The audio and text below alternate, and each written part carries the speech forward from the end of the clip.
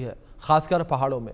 उत्तराखंड में पिछले 2 दिनों से जमकर बादल बरस रहे हैं और इस बारिश की वजह से उत्तरकाशी से लेकर मसूरी तक कहर टूटा हुआ है। सिर्फ उत्तराखंड के पहाड़ी इलाकों में ही हालात बिगड़ गए हैं, बल्कि सूबे के मैदानी इलाकों में भी भारी बारिश के बाद बाढ़ जैसे हालात बने हैं। नदियों का तेवर बदला हुआ है, तो वहीं इसका असर दूसरे राज्यों पर भी पड़ रहा है। बिहार में गंगा नदी उफान पर है। भागलपुर के लोगों को तो गंगा के रौद्र रूप का सामना करना पड़ रहा है और नवगछिया इलाके में बांध पर खतरा मंडराने लगा है। तो वहीं झारखंड के साहिबगंज में गंगा का पानी शहरों में घुस गया है। एक बड़ी आबादी पानी से घिरी हुई है। आप खास रिपोर्ट देखिए।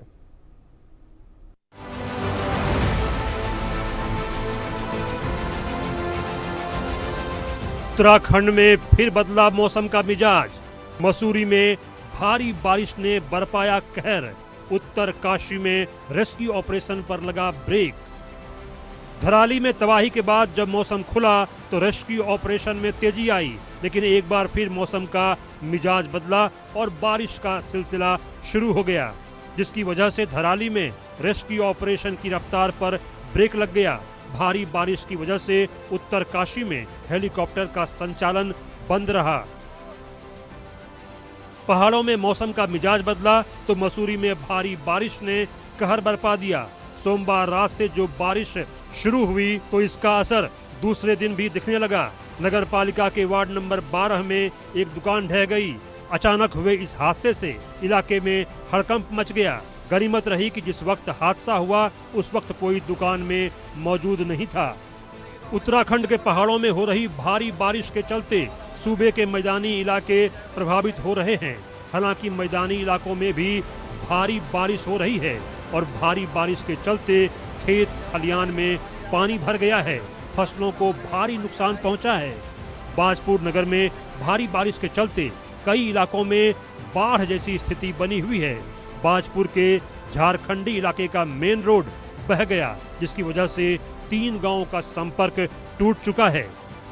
बारिश का मौसम है और बारिश के मौसम में बाढ़ आना तो लाजमी है, ये हर कोई जानता है। अब शासन प्रशासन ये बोलेगा कि बाढ़ आ गई या पानी ज़्यादा आ गया तो हम क्या कर सकते हैं, प्रकृति की देन है। लेकिन ऐसा नहीं है। बाढ़ को रोकथाम के लिए रोकथाम भी की जा सकती है। जैसे कि ये पानी जो पहले आता था वो नालों में जाता था। अब नालों का जो मुख्य जो उसका वो है मुंह है, जो उसका रुख है, वो जो है बंद कर दिया गया। अगर नाले ये खुले हों, सारे नाले खुले हों, तो पानी जो है नाले की तरफ जाए। लगभग कुछ भी नहीं तो एक गांव का झारखंडी गांव का कम से कम 80 से 90 एकड़ धान लगा है, पूरा बर्बाद हो चुका है।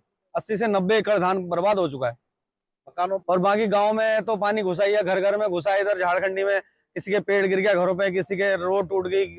और ये सब रास्ते पूरा पीछे देख रहे होंगे आप, पूरा ही कट गया। उधर से तो मोटरसाइकिल भी नहीं निकल सकती है। मोटरसाइकिल भी हम दूसरों के घरों में खड़ी कर रहे हैं इस समय। बहुत ज्यादा अनदेखी है। आते हैं गाड़ी में, आते हैं फोटो खींच के ले जाते हैं, उससे बात कोई देखने नहीं आता है। ज्यादा भी नुकसान हो सकता है क्योंकि बाढ़ अभी तो शुरू हुआ है ना।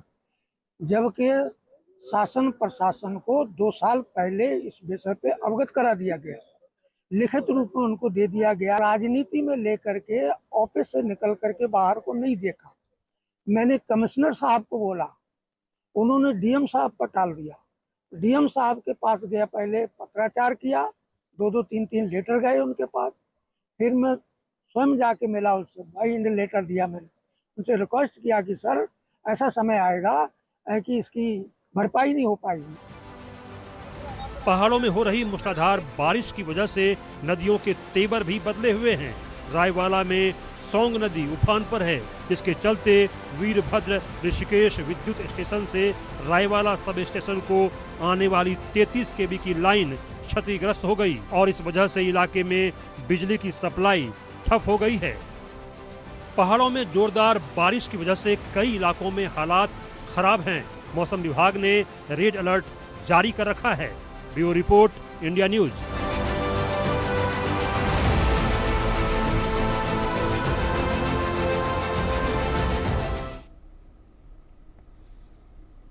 पहाड़ों में भारी बारिश से हालात बिगड़े हैं और इसका असर मैदानी इलाकों में भी देखने को मिल रहा है। पहाड़ों में हो रही बारिश की वजह से नदियां उफान पर हैं और मैदानी इलाकों में कहर बरप रहा है।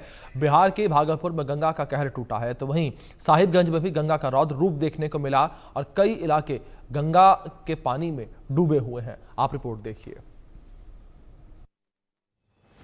ये गंगा का रौद्र रूप है जिसे देखकर भागलपुर के लोग सहमे हुए हैं।